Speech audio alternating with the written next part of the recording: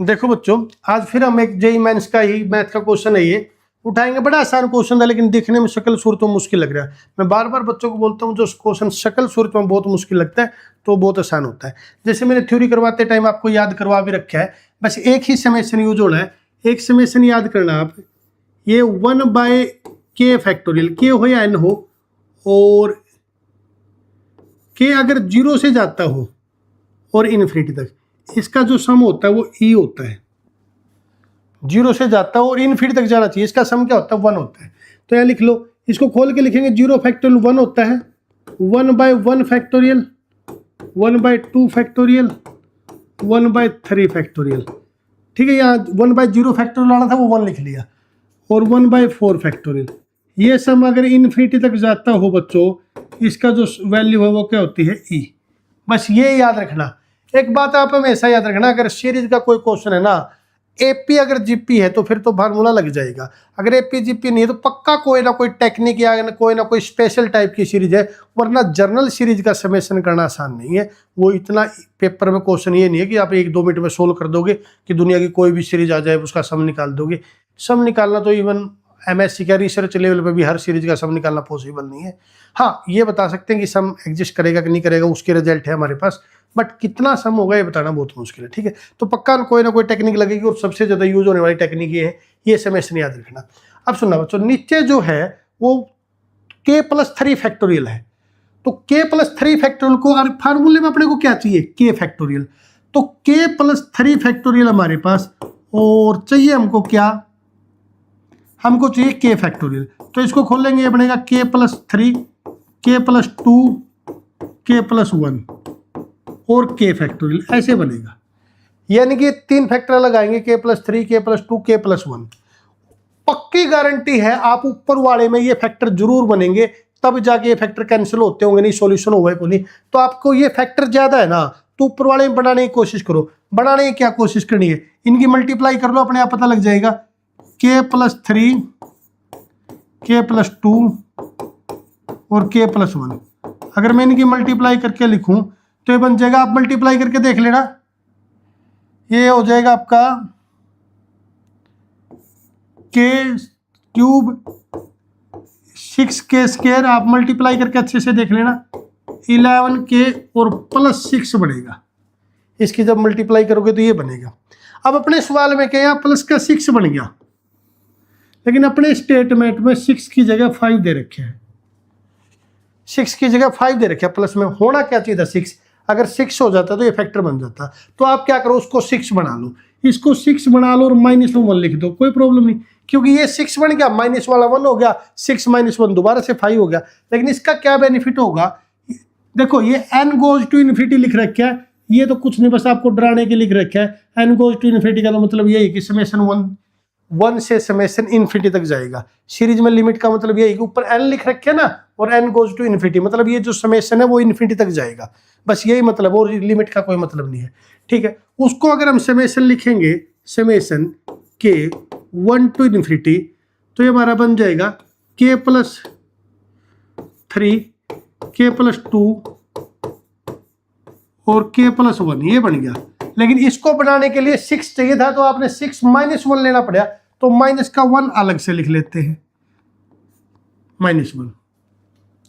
अब -1 के नीचे, अब ये नीचे क्या है, k+3 फैक्टोरियल है, तो दोनों को अलग अलग लिख लेते हैं, इसके नीचे अलग लिख लेते हैं और खोल के लिख देते हैं k+3, k+2, k+3 फैक्टोरियल को k+1 और इंटू k फैक्टोरियल। और इसके नीचे क्योंकि ऊपर कुछ कैंसिल तो होना है नहीं, तो यहाँ खोलने का कोई मतलब नहीं, इसको एज इट इज लिख लिया। ये हो गया आपका।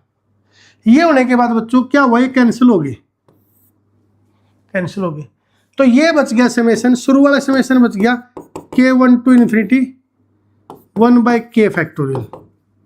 देखते रहे ना, 1/k फैक्टोरियल, और माइनस में k1 to इन्फिनिटी और 1 में k+3 फैक्टोरियल। इसका सम निकालना आपने, समझते रहे ना। अब इस फैक्टर को खोल के लिख लो, ऐसे ऐसे फैक्टर जब भी आए खोल के लिख लो। तो इसको खोल के लिखेंगे, बनेगा 1, क्योंकि समेशन 1 से स्टार्ट है, 1/1 फैक्टोरियल, 1/2 फैक्टोरियल और 1/3 फैक्टोरियल, सो ऑन इन्फिनिटी तक जाएगा।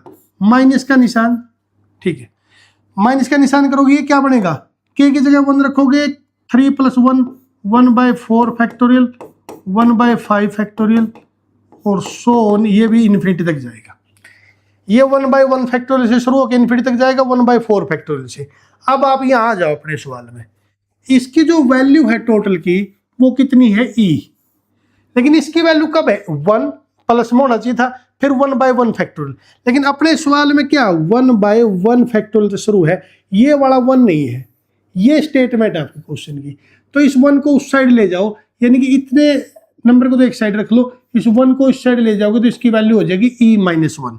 तो यानी कि क्योंकि अपने 1/1 फैक्टोरियल से शुरू है ना, तो इसकी वैल्यू निकालने के लिए 1 को उस साइड ले जाओ, इस पहले वाले ब्रैकेट की वैल्यू आएगी e-1, ठीक है, माइनस का निशान।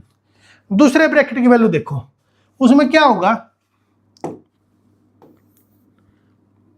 यह देखना e है, आपकी कहां से शुरुआत है 1/4 फैक्टोरियल से।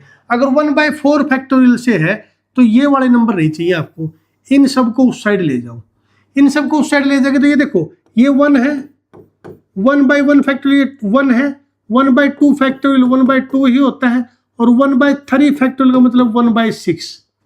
तो ये नंबर बन गया। तो इसको पहले एक बार हम जोड़ ही लेते हैं, ये बन गया 2 और ये ऐड करोगे तो ये बन गया 3 और ये बन गया 1, 4/6 2/3, बस एलसीएम लेके इजीली ऐड कर लेना है। तो ये आपका 6 हो गया, 8/3 बन गया भाई, कितना बन गया भाई 8/3 बन गया। तो क्या हो गया e-8/3, 8/3 बनेगा ना, हाँ 8/3 बन गया। तो 8/3 बनने पर क्या होगा,